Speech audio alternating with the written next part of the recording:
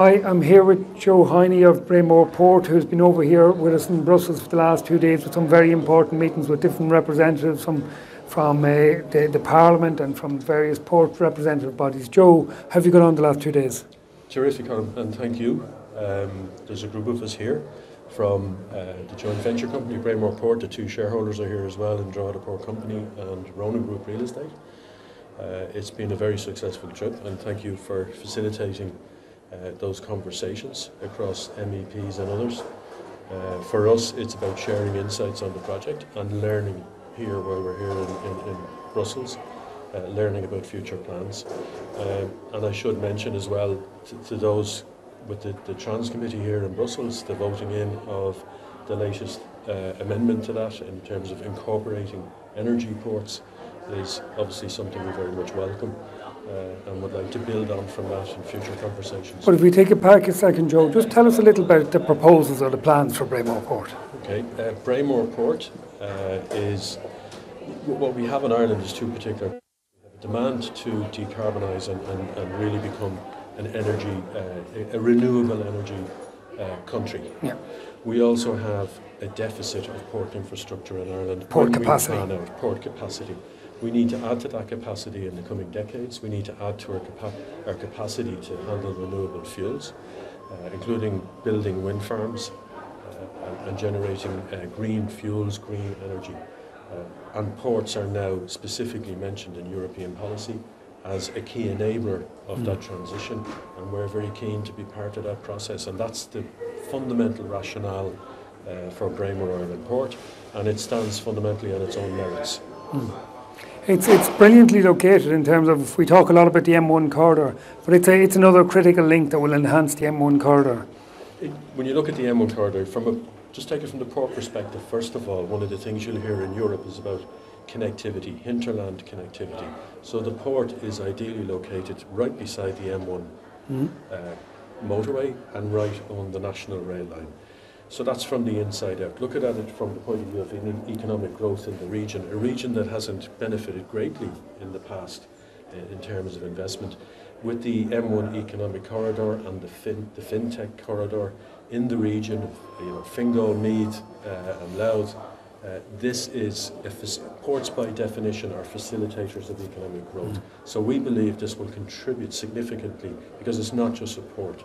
Absolutely. I think that's the beauty. Like, I suppose just on the M1 corridor, like between Dublin and Belfast, you have the airport, you have a rail line, you have a motorway, you have the towns of Drogheda and Dundalk. There's the potential in that region to be a big economic driver. This is a key link that would add to the potential of that region to be an economic driver.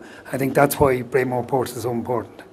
That's essentially it. And we are also hugely concerned that as well as facilitating the growth in jobs by clustering economic activities around the port, it's also creating an environment where the skill sets are there, the education structures are there, and the living spaces. So the port is not just about bringing boats in. Just talk to us a little bit the broader economic driver that the port will be. The broader development, if you bring trade to a region, and traditionally, historically, that would be cities would build around the port rather than the port insert into the city. In this case, we see it very much as a niche development in a special area that's ideal for port connectivity. So therefore you have to look at it, well, what's the space around it? How do you interact with your neighbourhood? What do you provide? What we want to provide is a space where people can work and live and in the same broad area, and not, as we all know, and we're all familiar with the debates around housing and long distance commuting. We're very conscious that we should add to the This will be an economic driver for the North East in terms of jobs and in terms of economic development as much as it will be a port. Precisely the point. It's not about shifting ports around, it's about generating economic activity in the region, and that includes innovation, research, education, logistics, a whole range of economic activities. People have already expressed strong appetite to participate. For those who are wondering what this is going to look like, I suppose two questions. One, what physically is it going to look like, and I suppose what impact will it have on the local community? What it will look at, one thing we have put up on our website, details of our master plan vision. It is not the detailed planning scheme, because what we want to do is discuss the vision with people, hear what they have to say, and then move on to the next stage of trying to design it out. In doing that design, using our Henning Larsen, our master planning architects based in Denmark, so we got them in to try and bring a new fresh take on how you can develop major infrastructure in Ireland. And they've come up with very interesting ideas. But the most important thing is to move away from the concept of a fixed wall between the port and the community and look at developing a site that's integrated in its nature, that still maintains the beach, still maintains all the local amenities, still maintains the ability to get to and from the train, still gives the community of Gormanstown a place to live. So the plan is to really almost build the port offshore with a bridge out to it, and then a link from that to the motorway. So you're trying to impact, number one, on the beach as little as possible, and secondly, on the local community as little as possible.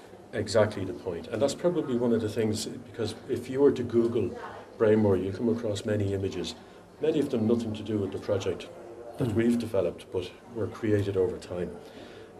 Not by us, as I say, but what's interesting about it is that it's not on Bremore Head. It is further north of Gorm. The bridge across to this island port, which is a few hundred metres off the beach, is north of the railway station. But by creating this island concept, you can then engineer a much more environmentally sensitive and sensible project. I think the other thing in terms of what I've liked what you're doing, Joe, all along, you're more than happy to engage with people and have the conversation. This is not something that you're foisting on anybody.